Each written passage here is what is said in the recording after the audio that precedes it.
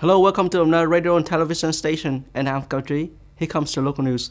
According to the Đồng Nai Department of Health, the province continued to record many new positive cases in some enterprises implementing 3 on-site. Therefore, it's necessary to focus on screening tests, especially in transport enterprises.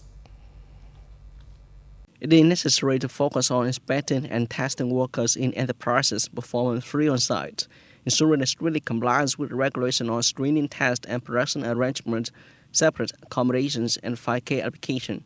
District and city have many hospitals that perform frequently rapid and screening tests on a large scale.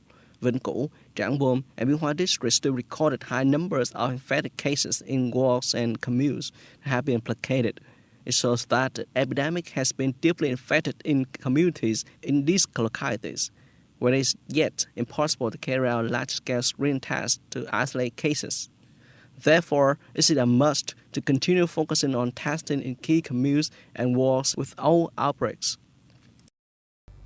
The Civil Aviation Administration of Vietnam has proposed the Ministry of Transport to add a means of picking up dropping passengers to Nội Bài Airport as priority subject for issuance of pre-recognition cards.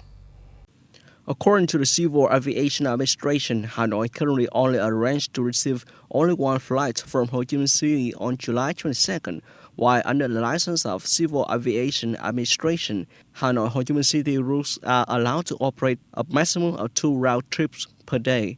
In addition, the subjects are exempt from isolation, self-quarantine when returning to Hanoi. It's also not clearly described, so the aviation authority also have difficulty in granting flight permits. Civil Aviation Administration has proposed the Ministry of Transport to work with the People's Committee of Hanoi to solve the above problem to facilitate flight operations. At the same time, Hanoi needs to announce the ability to receive passengers so that airlines can notify passengers to avoid to compensate for passengers due to cancellation of flight schedule as recently. Banks, security, and information technology are forecasted to be industry that will have high recruitment demand in the second half of the year. Meanwhile, due to still being affected by the COVID-19 epidemic, some enterprises have temporarily suspended recruitment or hired less. Information technology is an active recruitment industry where the number of orders from foreign partners remains stable despite the epidemic context.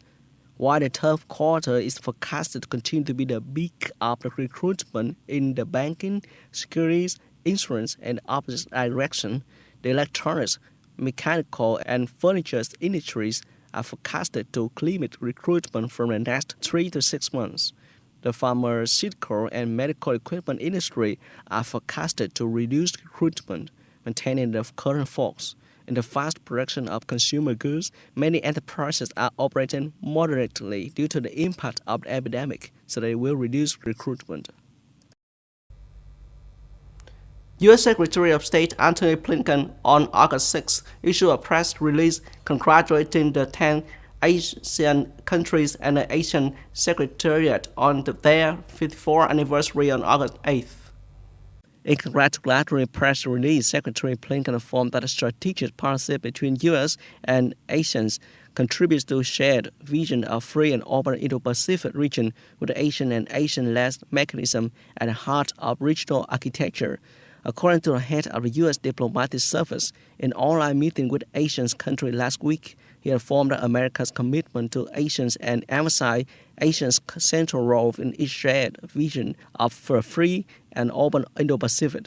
He looks forward to U.S. Vice President Kamala Harris' upcoming visit to Singapore and Vietnam to continue to discuss cooperation in the face of present regional and international challenges, as well as deepen the relationship between American people and the people of Southeast Asian nations. European Union (EU) on August 6 pledged to support Asian negotiations in South China Sea. This content was raised at the Asian EU Foreign Minister meeting. European Commission Vice President and EU High Representative for Security and Foreign Policy, Josep Borrell, are the EU's representative. At the conference, Asians and EU agreed to ensure a stable environment, facilitating countries to respond to COVID-19. The parties clearly state the importance of peace, stability, security, safety, freedom of navigation and aviation in the South China Sea.